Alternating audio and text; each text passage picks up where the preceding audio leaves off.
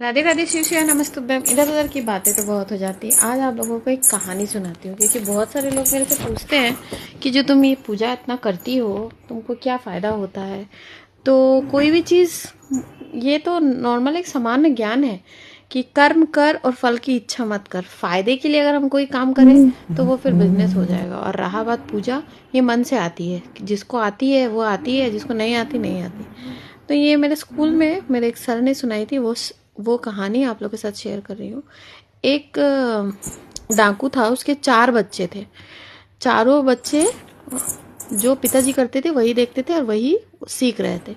एक दिन पिताजी बहुत ज़्यादा बीमार हुए, तो सब चारों बच्चों को बुलाया और बताया कि देखो तुम लोग तो, मैं तो अगर मुझे कुछ हो जाएगा तो ये जो हम लोगों का काम है पुश्तैनी, इसको कैसे क्या करोगे, मुझे तो बहुत चिंता हो रही है। तुम लोग सब कुछ, कोई किसी की बात नहीं सुनता है। ये तो मैं ये वचन लेना चाहता हूँ कि जो सबसे बड़ा बेटा है उसकी बात सब कोई सुनेगा। तो सब लोग सुन रहे थे उसकी बात। और फिर ये भी बताया कि एकता में बहुत बल होता है।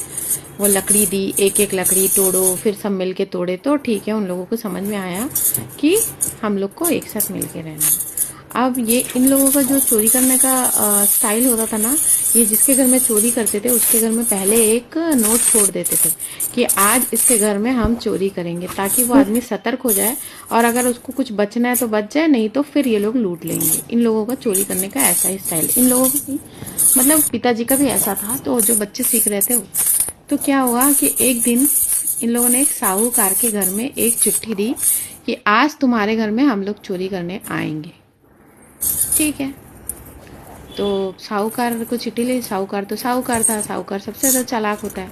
तो साहूकार ने सोचा कि इन लोगों को डराने के लिए अगर मैं किसी भगवान का भेष धारण कर लेता हूँ तो फिर क्या होगा कि ये सब डर के भाग जाएंगे।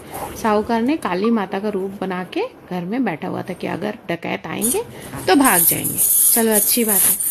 अब क्या हुआ, जब पिताजी शिक्षा दे रहे थे तो एक बात उन्होंने बताई थी जो सबको याद थी कि अगर जैसे हम लोग तो चोर हैं तो हम लोगों को भगवान, भक्ति, भजन ये सब में नहीं जाना है। वहाँ जाने से हम सुधर जाएंगे, हम अच्छे हो जाएंगे, फिर हम चोरी नहीं करेंगे।